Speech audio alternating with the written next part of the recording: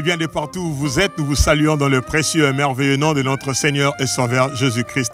Nous, ces filles-là, cité d'exaucement, conduit et dirigé par notre Père, le pasteur Atoms Mvouma. C'est bien dimanche de célébration. S'il vous plaît, ne les faites pas seuls, faites-le avec votre famille. Et si possible, associez même des amis. Et pour le faire, c'est si simple, partagez juste le lien www.cité-exaucement.com. Car nul ne sait ce qu'un jour peut enfanter. Allons-y. Célébrons l'Éternel. Célébrons l'Éternel. Éternel Dieu de gloire, nous voici encore devant toi ce matin avec un cœur rempli de reconnaissance de ce que d'abord tu nous as encore permis de voir un nouveau jour. Tu as encore renouvelé ton souffle de vie en nous. Ta parole nous dit que tu renouvelles tes bontés dans nos vies chaque matin. Et nous en sommes encore témoins aujourd'hui. Tu as encore renouvelé ta bonté. Tu nous as encore montré combien tu es bon. Oui, je me suis levée, j'ai ouvert les yeux, j'ai vu le soleil et j'ai dit l'Éternel est bon. Nous voulons ce matin te chanter un chant nouveau, un cantique d'amour qui vient de nos cœurs pour te dire Éternel, tu es bon. Merci Éternel pour la vie. Merci pour la victoire sur nos combats. Merci pour ce Goliath que par toi nous avons pu abattre. Merci pour la victoire que tu nous as accordée. Merci parce que nous sommes tes enfants et que ta bonté pour nous ne dépend pas des circonstances, mais qu'elle est constante, elle est permanente dans nos vies.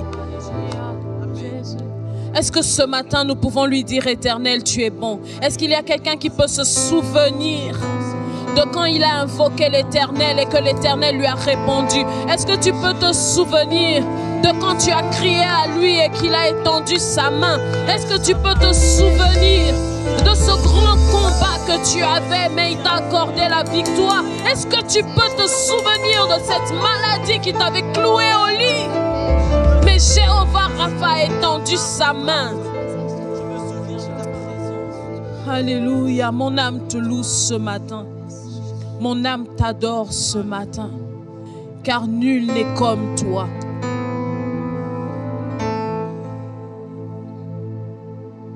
Et mon âme te loue, et mon âme t'adore, et mon âme te loue, car nul n'est comme toi. C'est un chant nouveau qui monte dans mon cœur, un cantique d'amour pour mon seul sauveur. Il m'a pris de loin, il m'a lavé, il m'a racheté et placé à ses côtés. Je n'ai plus peur de rien, je ne crains plus rien, car le bon berger est de mon côté. Et même les ténèbres n'ont plus aucun pouvoir sur moi, car la clé de la mort, c'est mon maître qui la tient. Quand il me tient la main, nous fonçons droit dans l'armée de l'ennemi. Et le grand Goliath se retrouve par terre. Lui seul me suffit, lui seul est tout pour moi. Quand je ne sais comment dire, je me mets à chanter.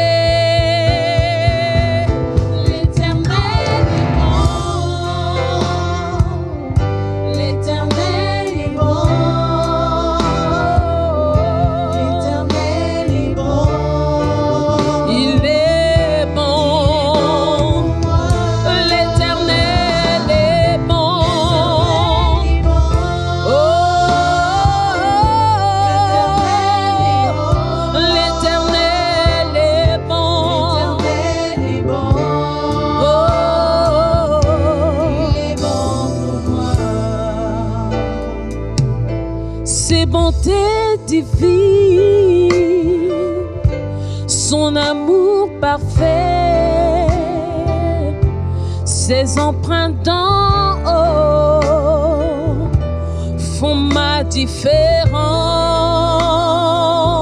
Je ne suis qu'une fille et lui est mon papa, papa, papa. Oh, regarde bien, j'ai les traits du roi. Lui seul me suffit, lui seul est tout pour moi. Quand je ne sais comment dire, je me mets à chanter.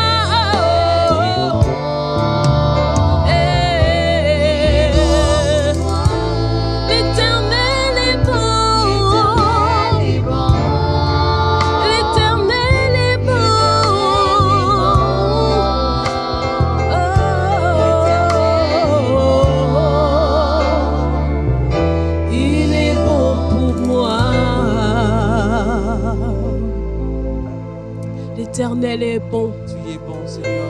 Oui, Éternel, tu es bon. Ce matin. Alléluia. Oui, tu es bon. Oui, tu es bon. Et parce que tu es bon, yango tolingi to mikaba epai na yo. Yango tolingi to mipesa epai na yo. Tolingi lelo tozala ya yo. Mobimba na biso kaka ezala ya yo. Plus j'avance avec mon Dieu, plus ça devient glorieux. Les écailles tombent de mes yeux. Tu m'apprends à te connaître. Par ta parole, je me sens renaître. Nulle part ailleurs, je ne peux mieux être. Plus j'avance avec mon Dieu, plus ça devient glorieux. Les écailles tombent de mes yeux. Tu m'apprends à te connaître. Par ta parole, je me sens renaître. oh, nulle part ailleurs, je ne peux mieux être.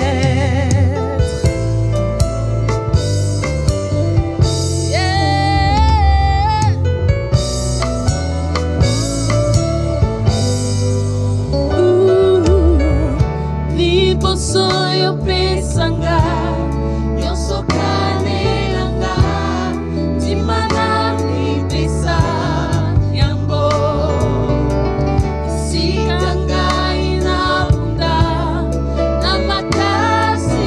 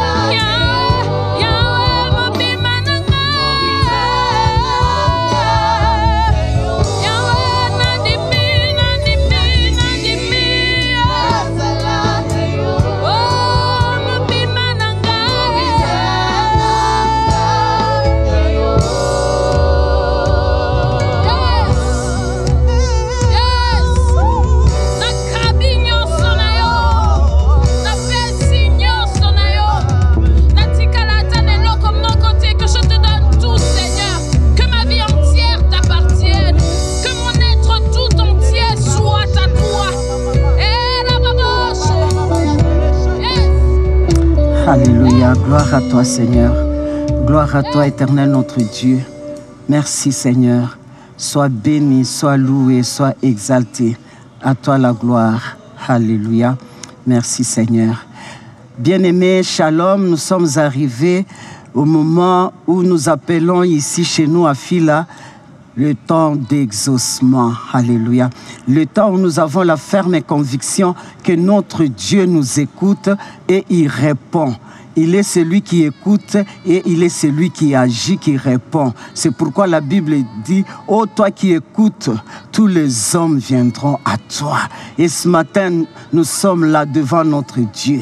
Nous allons lire ce verset dans Jérémie 29, Jérémie 29, le verset 11 qui dit « Car je connais le projet que j'ai formé sur vous, projet de paix et de bonheur, et projet de paix, de bonheur et non de malheur, afin de vous donner de l'avenir et de l'espérance. » Bien-aimé, j'aimerais te dire, en nous basant sur ce verset, que nous devons chaque jour nous attendre au meilleur, car le Dieu que nous servons, le Dieu qui nous a choisis, le Dieu qui nous a sauvés à la croix de Golgotha, ce Dieu-là, il a formé des projets de bonheur. C'est ce projet-là, il dit que c'est le projet de paix, le projet de bonheur. Alors chaque jour, nous devons nous attendre au meilleur. Quand tu dors, attends-toi au meilleur, qu'il est celui qui va me garder, qu'il est celui qui va me protéger. Quand tu te réveilles le matin, tu dis que le Seigneur est là avec son projet de bonheur pour moi. Je m'attends au meilleur. Quand tu sors, quand tu es au travail, tu dis toujours le Seigneur a le meilleur pour moi. Et moi, je m'attends au meilleur. Alléluia. Gloire à toi, Seigneur. Gloire à toi, Dieu grand et puissant. Toi qui es assis sur ton trône, Seigneur. Toi qui as formé des projets de bonheur, des projets de paix éternelle à cause de ton nom, à cause de ce que tu as fait à la croix de Golgotha pour moi. Moi, je m'attends tous les jours au meilleur, Seigneur. Je m'attends tous les jours au meilleur, dans chaque domaine de ma vie, dans chaque aspect de ma vie. Seigneur, moi, je m'attends au meilleur parce que je sais que c'est ce que toi, tu as formé pour ma vie. Alors je m'attends au meilleur. Alléluia.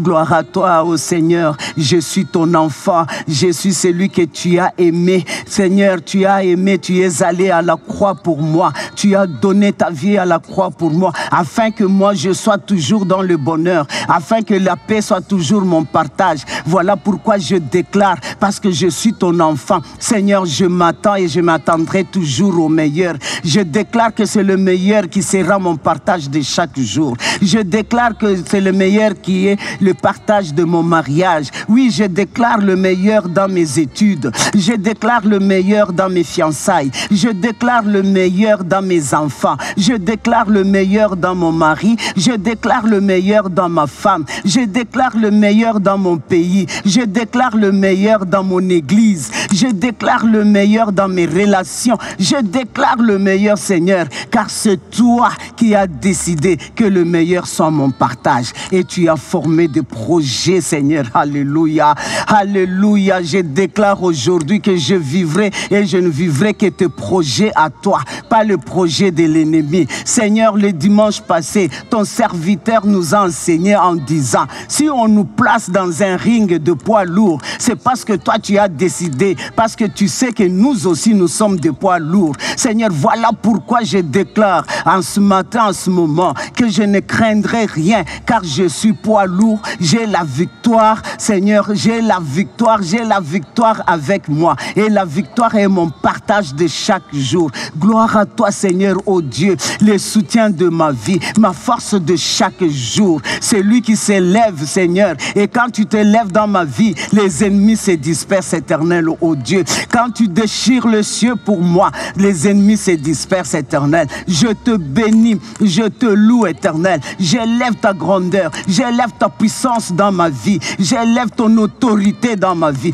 J'élève en ce matin ton autorité, Seigneur, ô Dieu, dans notre pays, dans notre église, dans nos familles, éternelles. J'élève ta puissance, éternelle, ô Dieu. Alléluia. Car toi, tu es puissant. Je n'ai rien à craindre, éternel. Par contre, je m'attends au meilleur, parce que toi, tu es avec moi. Seigneur, sois loué. Seigneur, sois béni. Seigneur, sois exalté pour ton amour infini, pour ta grandeur, Seigneur, oh Dieu. Oui, tu es grand, Seigneur. Oui, tu es grand et tu nous amènes, Seigneur, dans cette grandeur éternelle. Mon âme te bénit et te remercie, Seigneur, pour tout ce que tu fais et tu feras encore dans nos vies. Tu es le soutien inébranlable, le secours qui ne manque jamais, Seigneur, c'est toi. Je n'ai rien à craindre parce que tu es là. Je t'appelle Ebenezer, alléluia. C'est lui qui a dit dès ton origine, je t'ai pris à ma charge.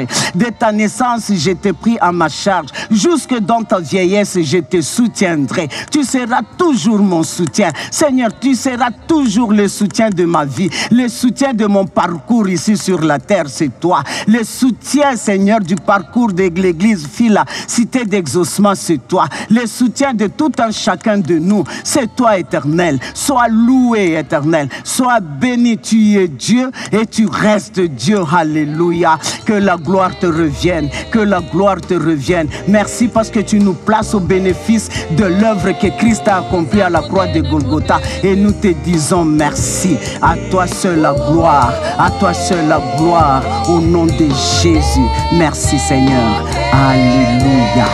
Amen.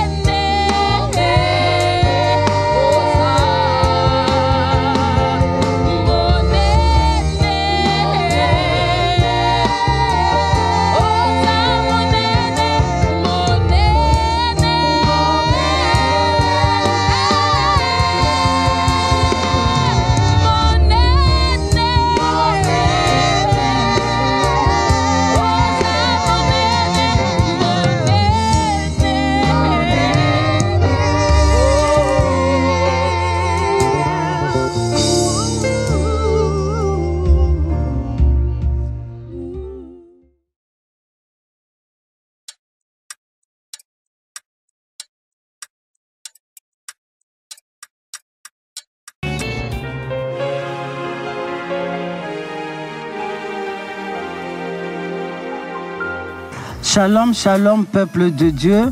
Nous sommes arrivés au moment des annonces. Il y a quelques mois en arrière, l'Église avait organisé une campagne du social. Et cette campagne a pris fin. Mais comme l'Église a le cœur pour toutes ces familles qui sont dans le besoin, alors l'Église demande à toute personne de bonne volonté de contribuer avec le don.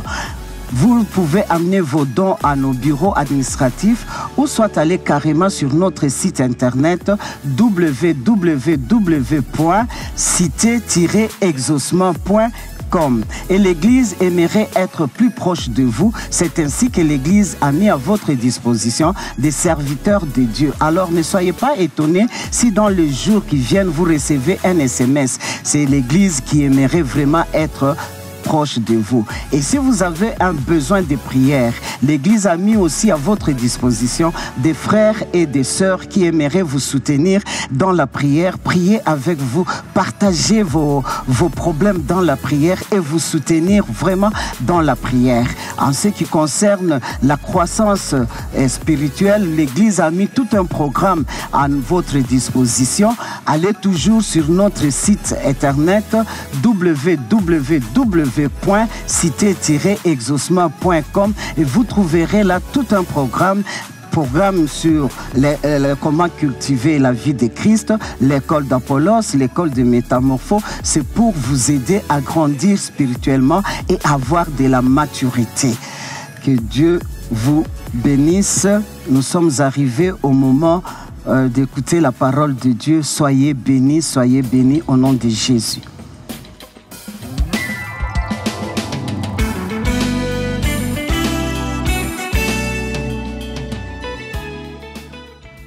Shalom bien-aimés, j'aimerais commencer ce matin par prier d'abord ensemble avec vous.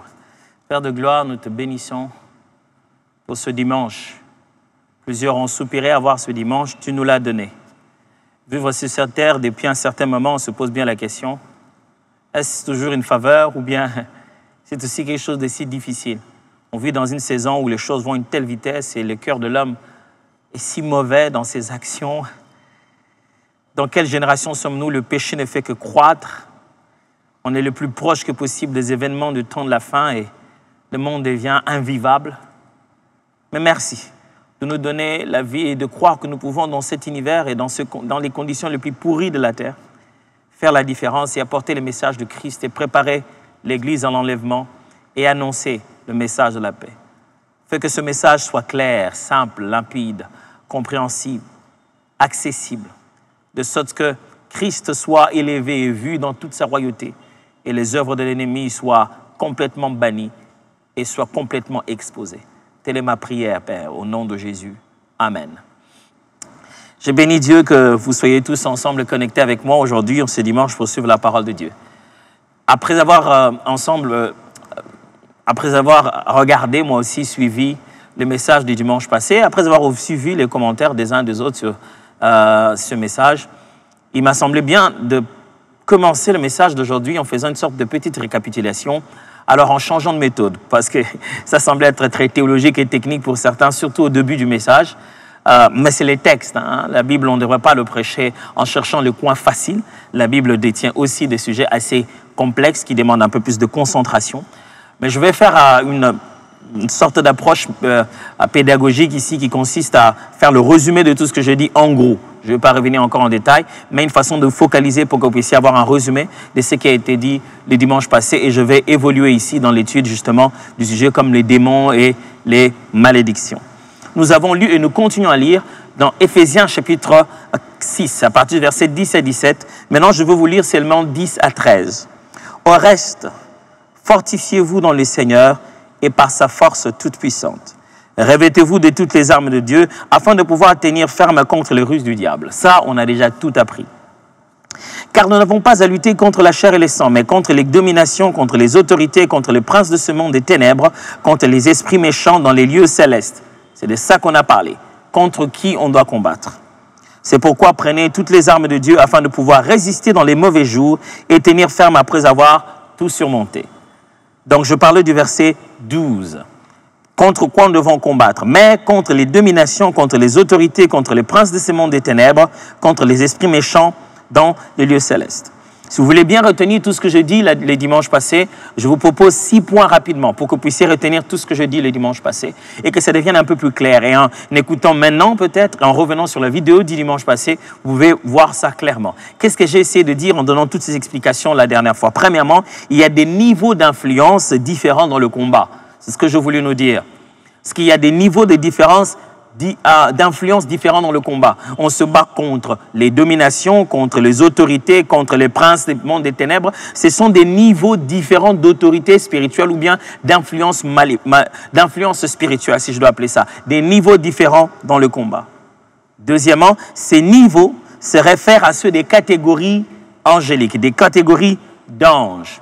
Ces niveaux d'influence différents se réfèrent à celui des catégories d'anges. Et je vous expliquais qu'il y avait des catégories d'anges, mais qui n'étaient pas ceux de la croyance biblique, qui étaient un mélange d'une fausse doctrine qui menaçait l'église d'Éphèse.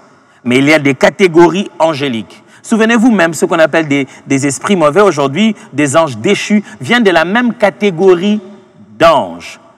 C'est-à-dire qu'il y a les archanges, il y a toutes ces catégories d'anges, ces catégories d'influence spirituelle. Même quand un tiers est parti, même quand le diable est parti, il est parti avec les mêmes catégories. C'est-à-dire que s'il y a combat ou s'il y a match, vous devez avoir aussi un gardien, vous devez avoir aussi votre 9, vous devez avoir aussi votre 10, Donc, c'est-à-dire les deux équipes qui se battent ont les mêmes formes d'organisation en termes de catégories ou d'autorité spirituelle. C'est ce que j'essaie de dire. Troisièmement, tous ceux qui parlent d'anges ne parlent pas nécessairement de la Bible ni des anges de Dieu. C'est ce que je voulais dire. Vous entendez des gens dire « les anges, les anges, les anges », même de fois citer la Bible, mais en réalité, ils ne parlent pas des véritables anges bibliques. Et ils ne croient pas à l'ordre angélique exprimé ici dans la Bible.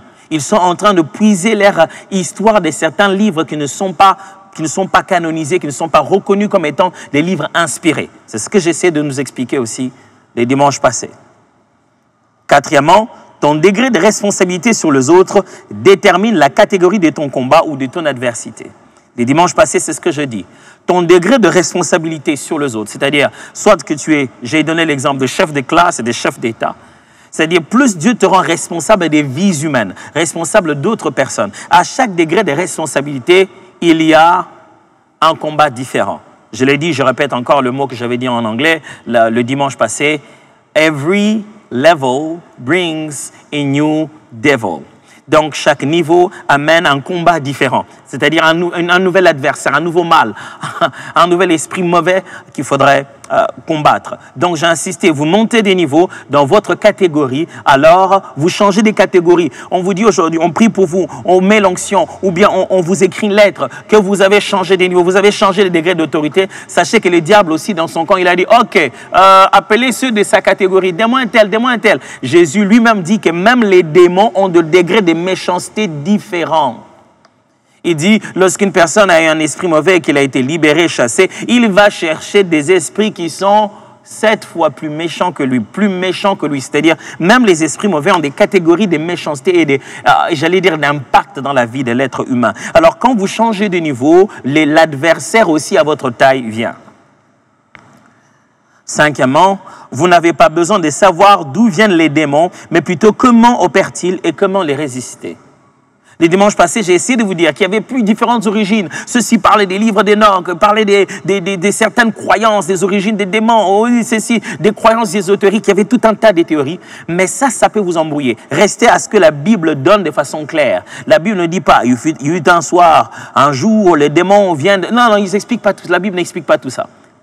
Ce que Christ nous montre et les apôtres nous montrent, quand on regarde cela, on n'est plus concentré à savoir comment ils opèrent, qu'est-ce qu'ils font en fait et comment les faire partir. Pas leurs origines. Vous risquez de vous embrouiller dans ces affaires des origines. Et j'ai insisté de dire, j'ai dit la dernière fois, que quelquefois, si en fait vous donnez au diable la parole pour qu'il puisse lui-même vous dire d'où il vient, il va certainement zapper l'histoire, la partie où Christ a écrasé sa tête à la croix de Golgotha. Le diable ne peut pas donner des informations fiables sur lui-même. C'est le père du mensonge. Alors, allez puiser dans l'ésotérisme, comment savoir le fonctionnement des démons. Vous êtes en train de puiser dans le mal, comment connaître le mal. Ça n'a pas de sens. Et enfin, dernière chose, un démon est un esprit doté de volonté, d'émotion, d'intelligence et de conscience personnelle ainsi que de langage. La dernière fois, en terminant, je vous ai parlé d'un démon. Qu'est-ce que c'est que des démons? J'ai donné un peu des origines en disant, à l'époque grecque, la première fois qu'on a utilisé les mots, comment ça avait d'abord au début pas une connotation nécessairement négative, comment le sens de démon comme nous l'avons aujourd'hui. Je commençais à expliquer qu'est-ce que c'est qu'un démon. Alors, j'aimerais donc continuer à travers ce point 6 et continuer sur l'explication des démons ou des esprits mauvais qui sont source donc de plusieurs influences maléfiques. Vous devez retenir qu'un démon est un esprit doté de volonté. C'est-à-dire un démon peut vouloir une chose et vouloir après une autre. Un démon est un esprit doté de volonté, mais aussi d'émotion. Un démon ressent. Il ressent ça, il est content. Il dit, je fais ça, il atteint satisfaction. Il a peur, il dit à Jésus, non, ne veux pas sortir d'ici. Il exprime des émotions. Un démon exprime de l'intelligence, il y a une stratégie. Vous souvenez-vous, la Bible parle des ruses de l'ennemi, des méthodes de l'ennemi. Un esprit mauvais a une forme d'intelligence. Il peut feindre qu'il n'est pas là pendant qu'il est là. Et un esprit mauvais a une conscience personnelle, c'est-à-dire c'est un esprit qui sait qu'il existe. Les démons savent qu'il est démon. Les démons savent qu'il est là pour faire du mal. Les démons savent qu'il est là pour détruire la vie des gens. Quand vous lui posez des questions, les démons vont vous dire qui il est, qu'est-ce qu'il fait, comment il fait. Et enfin, les démons détiennent le langage. Un démon sait s'exprimer. Peut-il utiliser les cordes vocales de la personne qui est sous emprise ou quoi? Mais un esprit mauvais peut s'exprimer. Il détient le langage. Il sait exprimer dans une langue intelligible. C'est ça ce qu'on appelle dans la Bible un démon. Mais voyons encore d'autres choses concernant des démons et concernant la malédiction. Pourquoi j'enseigne tout ça? Je suis en train d'enseigner contre qui on a à se battre. On peut nommer un démon dans la Bible, selon la Bible, pour nommer un démon et dire quel est ce genre de démon. Vous n'avez pas besoin d'aller chercher un dictionnaire qui vous dise quel genre de démon. Des fois, j'entends des choses. J'entends des gens qui se sont spécialisés en matière des noms des démons. Ouf, je ne sais pas ce qu'ils vont faire là-bas. Franchement, ce n'est pas un terrain pour lequel il faudrait que vous alliez vous amuser. Ça ne sert à rien d'aller savoir dans les dictionnaires des démons comment on appelle les démons qui fait ceci, comment on appelle les démons qui fait cela. Même quand Jésus, généralement c'est ça l'expérience qu'on a tendance à citer, où Jésus a demandé à ses esprits, qui êtes-vous? Quel est votre nom? Écoutez bien, ce n'est pas un esprit. Ils lui disent, mon nom c'est Légion car on est nombreux. Ce n'est même pas un nom propre, Légion. Légion c'est une catégorie. Ça veut dire que nous sommes en fait une équipe qui travaille ensemble. Ils ne sont pas en train de dire mon nom propre c'est un tel. Alors, à la quête de savoir les noms propres de chaque démon, je vous découragerai pour cela. Ça ne sert à rien. Ce n'est pas ça le but. Ça ne vous rend pas plus fort. Les démons peuvent être nommés donc par rapport, premièrement, au péché qui leur sert de porte d'entrée. Le péché qui leur sert de porte d'entrée. C'est-à-dire, c'est un peu lié au fait que ça démontre aussi l'acte qu'il pousse la personne à accomplir. C'est-à-dire, un démon, on ne sait pas, il s'appelle comment, démon morpho, je ne sais pas moi quoi, mais la Bible le nomme par rapport à comment il est entré dans la personne et qu'est-ce qu'il commence à faire à la personne. On dit par exemple, voilà, ces démons lui fait tomber d'épilepsie, ces démons lui fait ceci. Donc, l'acte qu'il pousse la personne à faire, c'est un démon d'impudicité. Quelqu'un ne peut pas avoir un démon d'impudicité et ne pas être impudique. Il est un démon d'impudicité, il reste seulement à la maison, mais il ne commet pas d'impudicité. Non, c'est l'acte qu'il est en train de commettre, appelé impudicité. Et d'ailleurs, c'est l'acte qu'il avait commis, appelé impudicité, qui est devenu sa vie d'impudicité, qui a été la porte d'entrée de l'ennemi. Alors, quand un démon entre maintenant dans la vie de cette personne, on appellera ce démon-là par le nom de l'acte qu'il pousse cette personne à commettre. On n'a pas besoin de savoir comment il s'appelle dans les mondes des esprits. Quand on dit un démon d'impudicité, c'est lui qu'on est en train de désigner. Par exemple, dans Luc chapitre 8, verset 29, « Car Jésus commandait à l'esprit impur de sortir de cet homme dont il s'est emparé depuis longtemps. On le gardait lié des chaînes et des fers aux pieds, mais il rompait les liens, il était entraîné par les démons dans les déserts. » Regardez bien, ce texte de Luc 8, 29, c'est celui que je venais de vous citer tout à l'heure.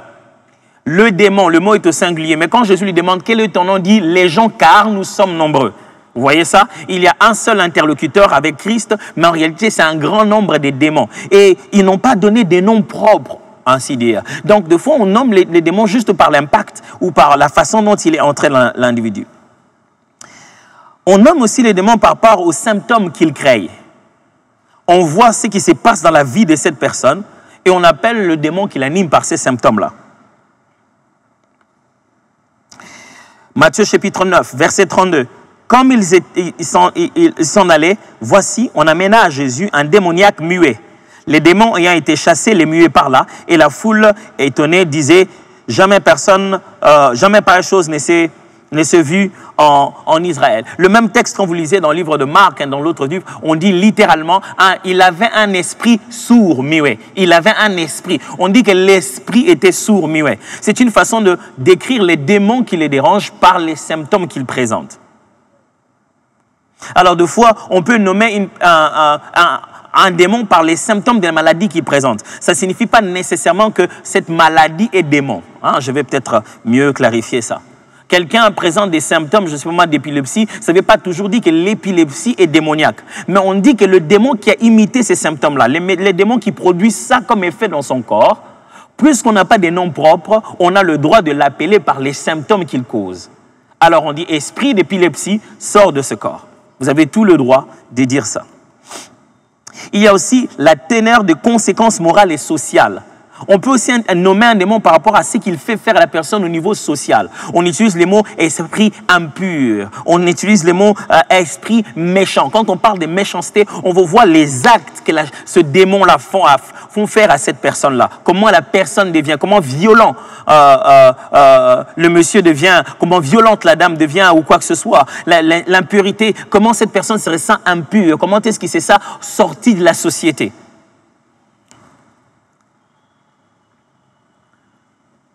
Je sais qu'aujourd'hui, je prends tout mon temps. Je voudrais que vous puissiez comprendre calmement. Qu'est-ce que je peux encore vous dire sur des démons? Autre chose, un démon aspire ardemment à habiter une vie humaine dans le corps, l'âme ou l'esprit. Un esprit mauvais, un démon, il aspire, il aime, son plus grand désir, c'est rester dans la vie de l'être humain. soit dans son corps, produisant des maladies et des symptômes de destruction, soit dans son âme, produisant des déséquilibres psychologiques et psychosomatiques, soit dans son esprit, lui empêchant d'accéder à la vérité de la parole de Dieu ou devenant maître de son esprit par toute forme d'ésotérisme et d'occultisme. Mais un démon veut rester dans la vie de l'homme. Quand on le fait sortir, il se plaint. Il aime rester dans la vie de l'homme. Ça, c'est un esprit mauvais. Il ne peut pas juste se promener entre eux. Je vais donner un exemple. Imaginez un monde où il n'y a que les démons. Si tu vas chez les démons, tu dis, qu'est-ce que tu veux faire de ta vie? Où est-ce que tu aimerais aller un jour? Les démons te disent, moi, si tu me donnes un corps.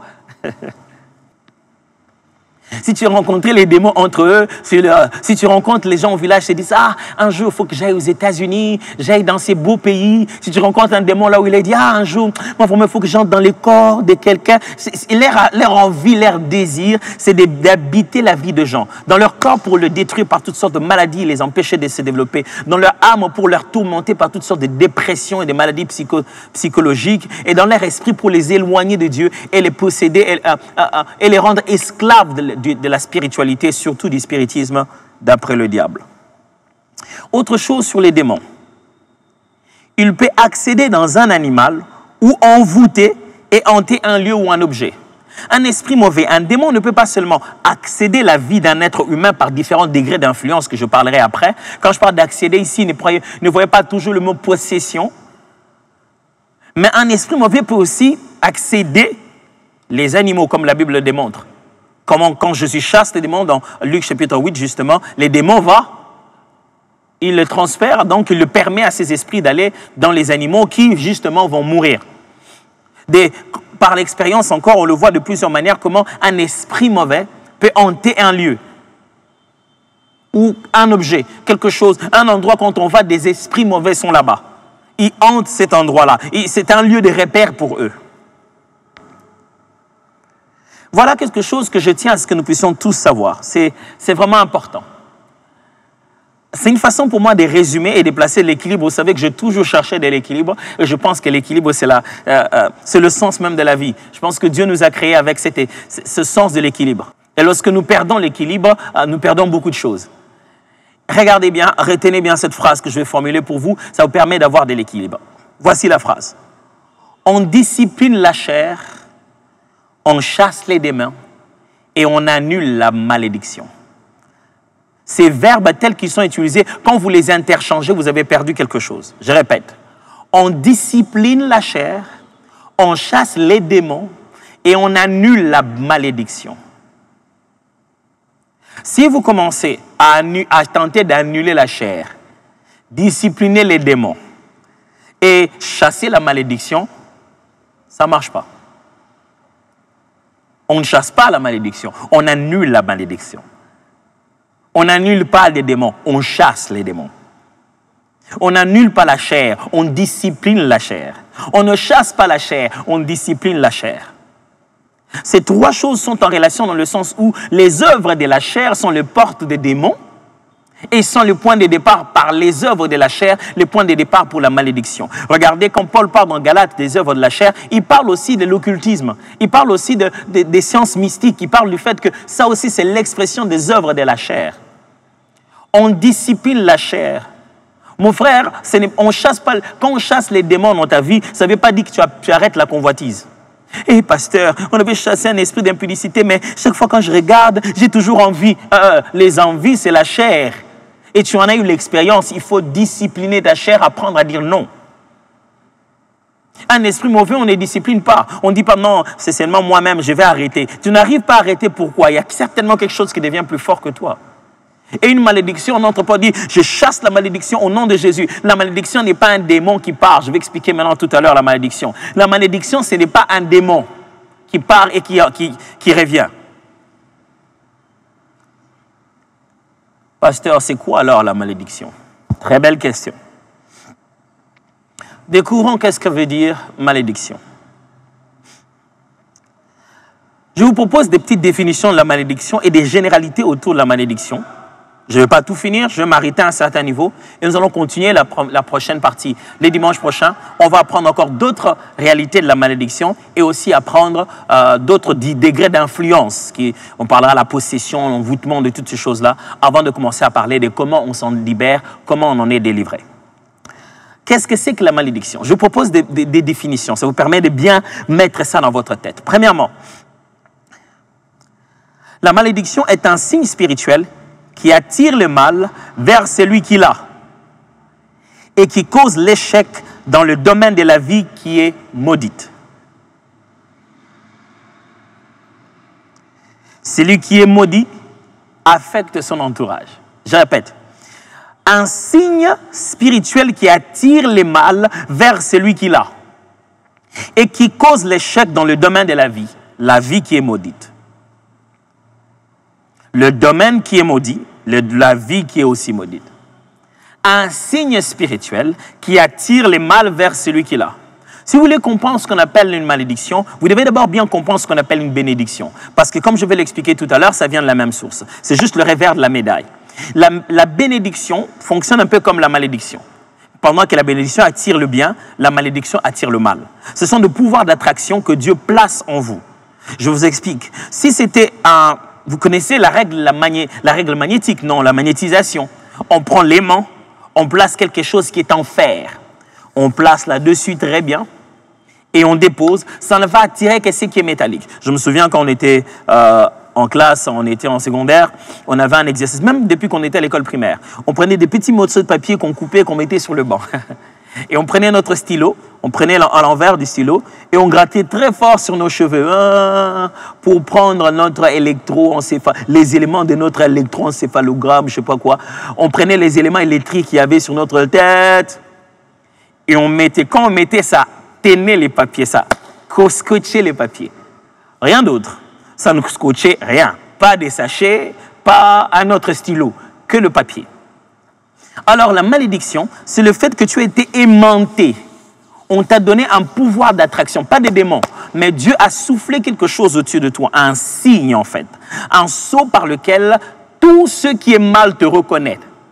Tu attires les choses qui ont trait à la parole qui a été prononcée contre toi. S'il a été prononcé contre toi, tu ne te marieras pas. Tu attires tout ce qui va faire en sorte que tu ne te maries pas. Naturellement, et quand tu arrives quelque part, je vais encore bien définir ça, vous allez comprendre, tu attires naturellement. Il n'y a pas un démon, mais il y a ce pouvoir d'attraction que les démons voient, que les occultes voient, et que les autres personnes, sans le vouloir même, peuvent ressentir. La malédiction est un conditionnement et non une présence d'un esprit mauvais. Vous êtes conditionné. Ce n'est pas un démon qui entre et qui sort, non. Mais vous avez un conditionnement. Un système est établi autour de vous. Je vais clairement expliquer ça. C'est comme un magnétisme. Alors, c'est pourquoi les gens se mettent à chasser. Au nom de Jésus, je chasse l'esprit qui m'empêche de réussir. Ce n'est pas un esprit qui t'empêche de réussir. Non, c'est que tu as quelque chose sur toi. Chaque fois que tu vas vers la réussite, toute la réussite elle-même va te fuir. Et quand tu t'approches vers la réussite, c'est plutôt l'échec qui est attiré vers toi. Et c'est ça même la bénédiction allant dans l'autre sens. La bénédiction, c'est que même quand il y a échec, l'échec ne peut pas se coller à toi. Tu ne peux qu'attirer réussite. Et quand ça devient malédiction, c'est réussite qui ne peut pas se coller à toi. Les éléments d'attraction que tu as ne sont maintenant que pour le mal. La malédiction est un conditionnement. C'est un signe des repères spirituels, comme la bénédiction.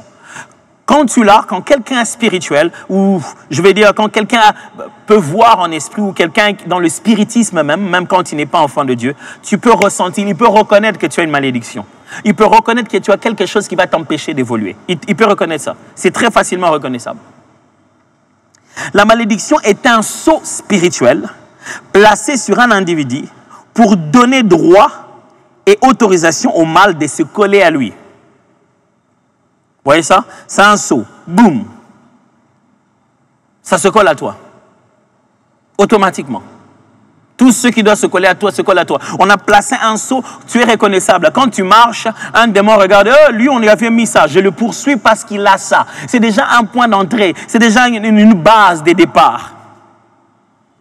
Alors si j'aimerais vous proposer une chose, si j'aimerais insister sur une chose, si vous devez craindre une chose ou une autre, Allez, craindre ne serait pas le bon terme. Peut-être si vous devez faire attention, vous devez beaucoup faire attention à la malédiction, plus que même qu'à la possession. J'entends beaucoup de gens se dire, ah, possession, et posséder d'un esprit mauvais, on va chasser les démons.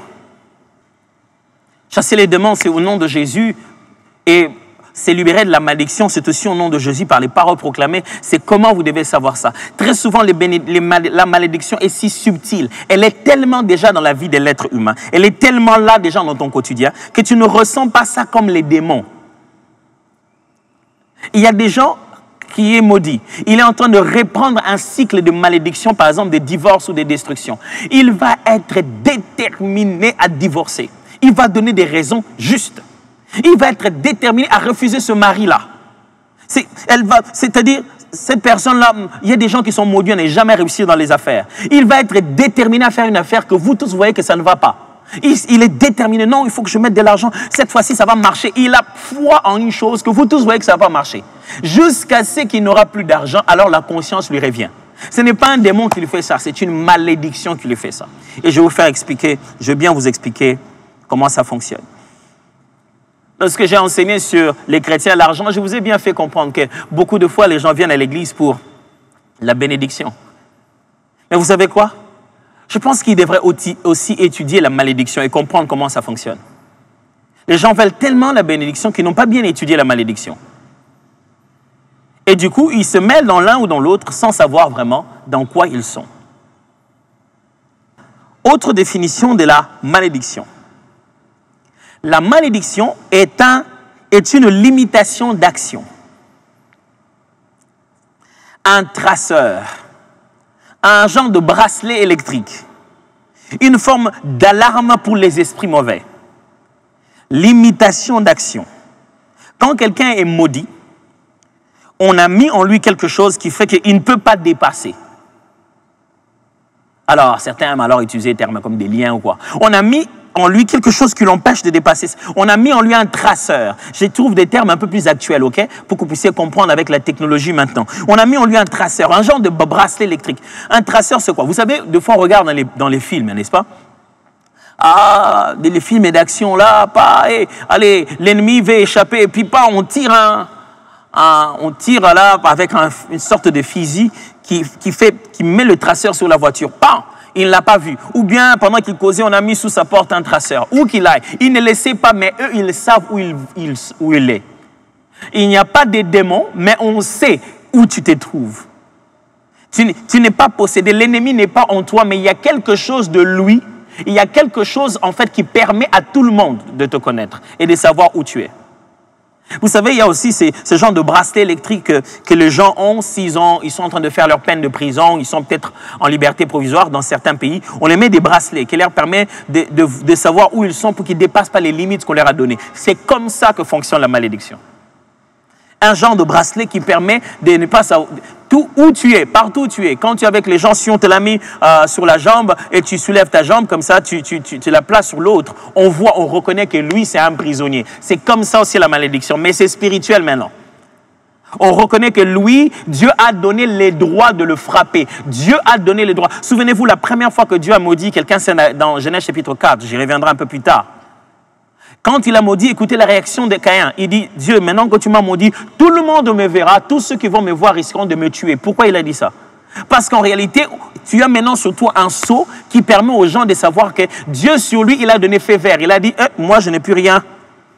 Vous pouvez faire ce que vous voulez. C'est ça la malédiction. Ça devient une sorte d'alarme pour les esprits mauvais. Quand tu entres quelque part, il se lui il a ça. Lui il a ça, il a ça. Et ça, c'est beaucoup plus dur, mes frères. Tu vas commencer à chasser les diables, les démons à tout moment. Tu quittes un endroit, tu vas ailleurs. Alors, dis, non, je vais quitter l'Afrique, je vais aller en Europe. Quand tu vas en Europe, ceux de l'Europe aussi commencent à renifler. Il a ça. Ça va te trouver un nouveau système, mais ça va te poursuivre encore. Qu'est-ce que c'est que la malédiction?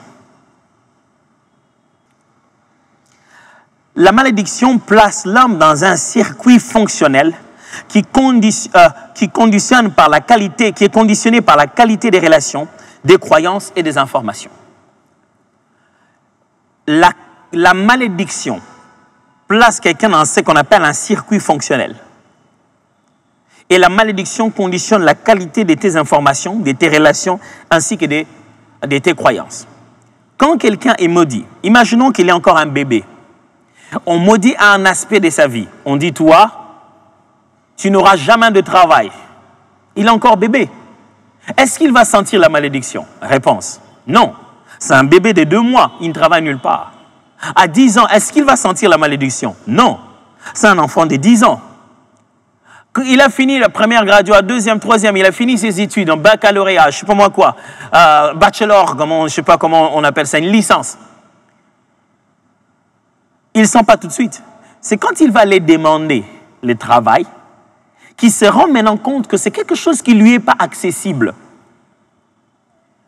Et non seulement que s'il est appelé à ne pas travailler, il commence un premier travail, il arrête. Il quitte. Oh non, je ne peux pas permettre qu'on me traite comme ça. Moi, je n'aime pas ça. Mais qu'est-ce qu'on a dit? Mais son chef s'est fâché contre lui. Il dit, moi, je n'aime pas qu'on se fâche contre moi devant les gens. La croyance selon laquelle je n'aime pas qu'on se fâche contre moi devant les gens, cette croyance-là même est l'effet de la malédiction. Et quand il était petit, les relations qu'il rencontrait, les croyances qu'il absorbait étaient en train de les focaliser à ne vivre que la même chose. Ah ouais, c'est exactement de ça que je parle. C'est pour ça, vous voyez, quelqu'un qui est buté. J'ai vu des gens qui ont dépensé 10 000, 20 000 dollars parce qu'ils veulent absolument quitter l'Afrique pour se retrouver en Europe. Ils sont sous la malédiction de la pauvreté. Ils ne peuvent pas même voir que 20 000 dollars que toute la famille a rassemblés pouvaient être le point de départ pour faire un grand commerce qui allait changer tout. Il ne peut pas voir ça. Pourquoi? Les croyances de départ qui sont dans sa tête, l'ordre de priorité est déjà l'influence de la malédiction. C'est pourquoi quelqu'un est maudit, même ses relations sont inspirées. C'est-à-dire, tu viens au milieu des hommes, les autres hommes ont l'impression que tu es déjà marié. Et il n'y a que les hommes mariés qui ont l'impression que tu es libre. Tu dis, mais qu'est-ce qui se passe? Pour que les hommes mariés voient que moi, il y a quelque chose en toi qui fait qu'ils se sentent naturellement attirés. Et il y a quelque chose de toi qui va tout le temps t'amener dans ces milieux-là. Toujours. C'est pourquoi c'est fantastique d'être en Christ. Hein. Vous allez découvrir pourquoi Jésus explique. Non seulement qu'il nous libère de la condamnation de la loi, je vais expliquer ça le dimanche prochain, mais aussi, une fois qu'on est libre, il parle de renouvellement de l'intelligence, de la transformation de la mentalité. Pourquoi? Il y a des gens qui sont libres en Christ, mais qui n'ont pas continué l'œuvre de la transformation de la mentalité. Du coup, ils fréquentent les mêmes endroits où la malédiction avait déjà mis les systèmes fonctionnels pour eux. La malédiction avait déjà placé ça. Quand tu as de l'argent, tu vas dans un bar, tu abîmes cela, et là-bas tu trompes ta femme. Il y a un circuit dans lequel tu fonctionnes. Mais quand tu acceptes de te dire, oui, on a chassé des démons, et toi tu continues à vivre le même système, mais tu vas garder la même vie. La transformation de la parole de Dieu, tu commences à te rendre compte que la Bible dit, non, non, non, mes ressources ne sont pas moi. Je rendrai un compte un jour à Dieu sur ce qu'il m'a donné comme moyen. Ça change. Tes endroits d'aller changent automatiquement. Tu ne vas pas aller au bar après le travail, tu vas au culte. Toutes ces choses-là changent même les personnes que tu vas rencontrer, les milieux que tu vas, les personnes qui vont te voir. Les personnes qui vont te voir ne sont plus les mêmes parce que tu as changé complètement d'habitude et des comportements. C'est pourquoi, frère, ne réclamez pas seulement qu'on chasse les démons de votre vie. Ne réclamez pas seulement un travail de délivrance. Prenez conscience de la transformation de l'intelligence et de l'obéissance aux Écritures. C'est pourquoi être libéré, quand on annule la malédiction pour vous, ça ne signifie pas que vous avez la bénédiction. La bénédiction aussi se prononce. La délivrance ne signifie pas nécessairement la réussite. La réussite se prononce et se bâtit aussi. C'est très important d'avoir cette petite nuance. Comme je l'ai dit tout à l'heure, la malédiction donne un droit d'action aux démons ainsi qu'aux occultes. Quelqu'un a une malédiction dans sa vie, ça devient un repère aux esprits mauvais, un repère à ceux qui sont dans le monde occulte. Comment se fait la malédiction? La malédiction se fait par la parole, pour un temps convenable, à travers un point de contact. La malédiction se fait par la parole, pour un temps convenable, à travers un point de contact. Je répète. La malédiction se fait par la parole, c'est-à-dire malédiction, bénédiction, littéralement en latin, ça veut dire des souhaits, de bon ou de mauvais, des paroles prononcées. Quand il y a bénédiction, quelqu'un a parlé. Vous allez constater qu'aujourd'hui, je n'ai pas lu beaucoup de textes. Je vais me mettre à les lire les dimanches prochains, des textes pour back-up tout ce que je suis en train de dire ici. Quelqu'un a parlé, comme vous le verrez, Dieu parlait à Caïn, comme je vous l'ai dit tout à l'heure, que ce soit Jacob qui bénit ses enfants. Toute bénédiction ou toute malédiction dans la Bible est parlée. Parole soit écrite, soit prononcée ou soit conçue. Quelqu'un a parlé, quelqu'un a signé, quelqu'un a écrit quelque part. Mais c'est par le pouvoir de la parole que se véhicule bénédiction ou malédiction. La Bible l'a dit, mort et vie, pouvoir de la langue. La bénédiction et la malédiction se fait par la parole. Que tu sois là ou que tu ne sois pas là, qu'on ait placé quelque chose qui est la représentation de toi. C'est pourquoi je dis par la parole au temps convenable. Qu'est-ce que c'est que temps convenable? C'est-à-dire, quand on te prononce une malédiction pour toi, ce n'est pas toujours pour que ça se manifeste tout de suite et maintenant. En maudissant, on maudit un espace et un temps de ta vie. Quand vous allez lire, par exemple, lorsque Noé est en train de maudire son fils, il dit directement qu'Canaan sera l'esclave de ses frères. Il ne maudit même pas son père. Il parle directement de son fils. Il dit, à partir de telle génération, à ce temps-là, c'est à ce moment-là que tu vas commencer à ressentir la malédiction. C'est pourquoi certaines personnes, il a bien grandi, il a bien fait son parcours, il est arrivé à un moment précis, à l'âge où la malédiction a été prononcée. La malédiction t'attendait pour que tu arrives là, et il commence à sentir que ça ne va plus, quelque chose ne va plus, mais pourtant j'ai bien fait mes études, qu'est-ce qui m'arrive? Parce qu'une malédiction est une parole prononcée qui t'attend à un temps bien T, un temps bien précis, je devrais dire. Non seulement que c'est une parole prononcée, elle se fait par la parole, pour un temps convenable, bien précis, et c'est là à travers un point de contact. La malédiction se fait aussi à travers un point de contact, un élément par lequel tu es maudit, un élément qui devient l'instrument par lequel tu es maudit. Alors, une malédiction peut se faire par quelque chose que tu as porté, quelque chose que tu as eu, quelque chose que tu as consommé. Ça devient l'élément de la malédiction. À travers un point de contact.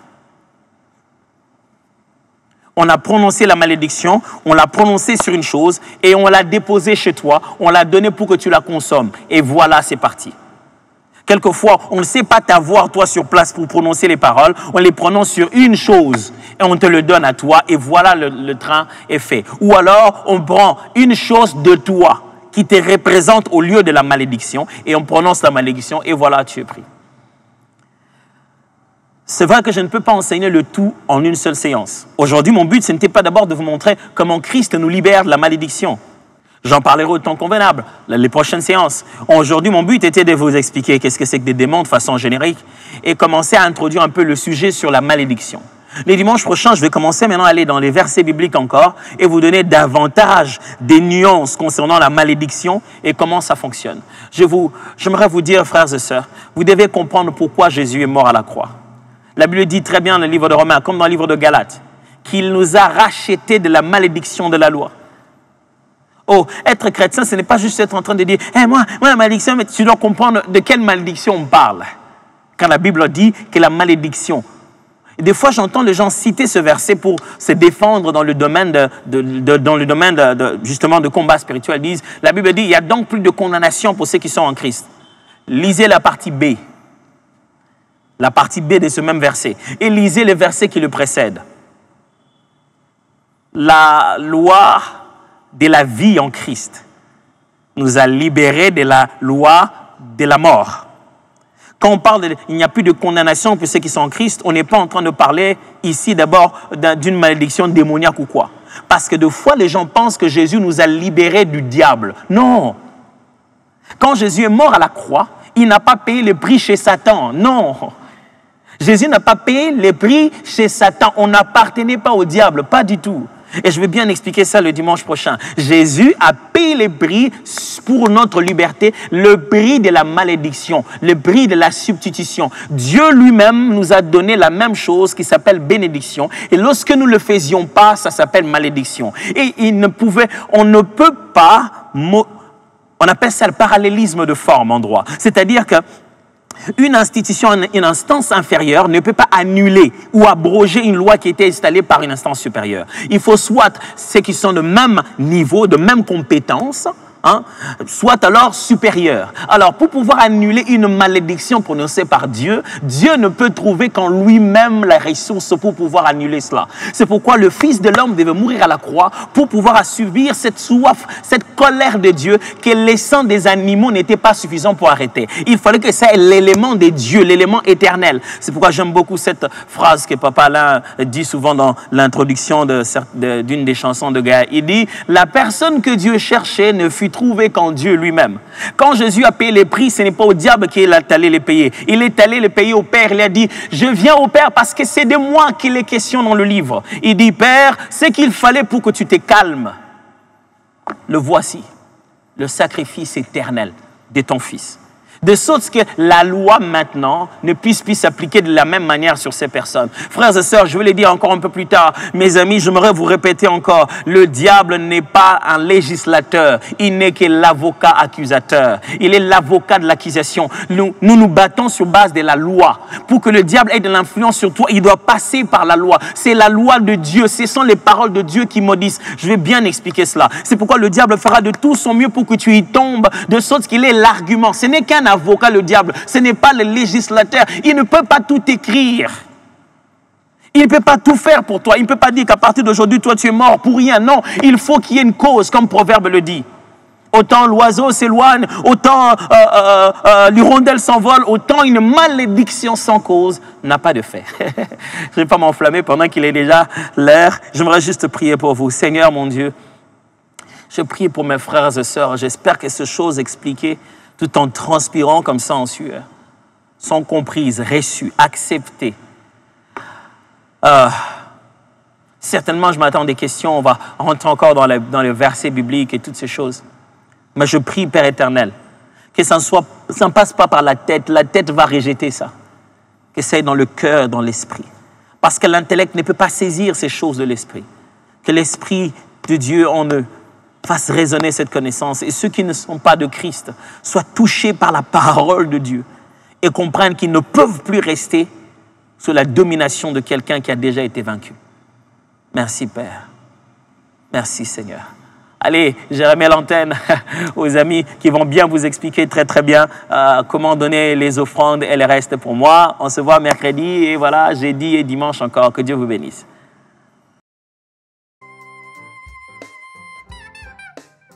Perfect. Pasteur Atoms. Waouh, quel beau message. Le geste barrière. Le mot me manque. Ah oui, comment le mot ne peut pas te manquer.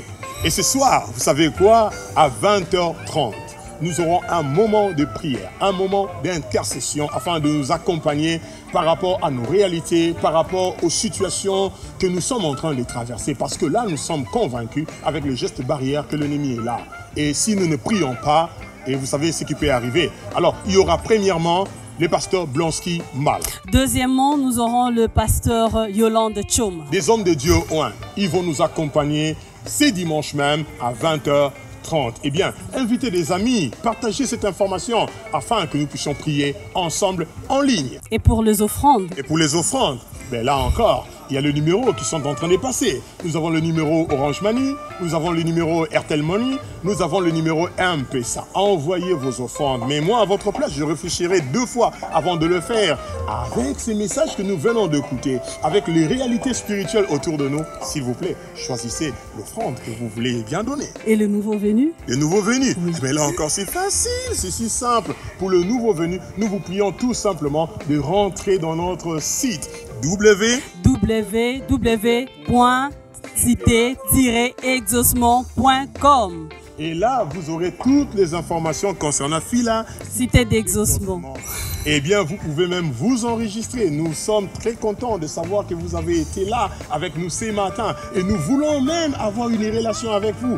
Et là, vous aurez toutes les informations pour faire connaissance avec ce que nous sommes, ce que nous faisons.